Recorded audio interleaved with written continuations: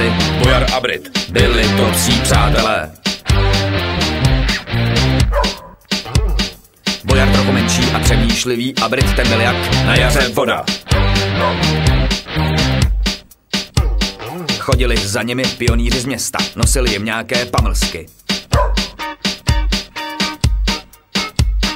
Bojar miloval Tatranky a Brit ten byl rád i za pohlazení.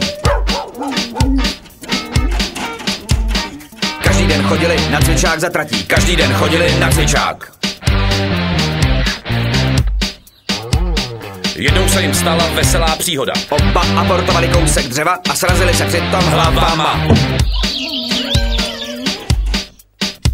Ale to nic, ale to nic, ale to vůbec nic.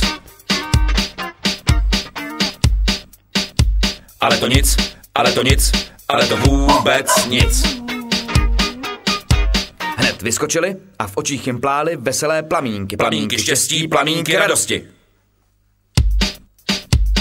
Když se večer vrací, jsou unavení.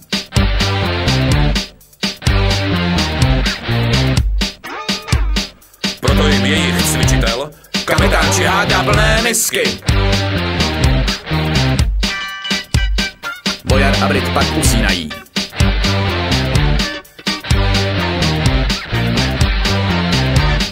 Ale nespí tvrdě, ale nespí vůbec tvrdě, ale nespí tvrdě, ale nespí vůbec tvrdě. Stále hlídají naší hranici, aby mohly maminky a děti klidně spát. Stále hlídají naší hranici, aby mohly maminky a děti klidně spát.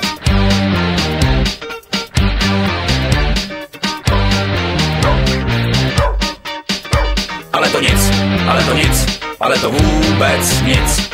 Aby mohly maminky a děti klidně spát. Ale to nic, ale to nic, ale to vůbec nic. Aby mohly maminky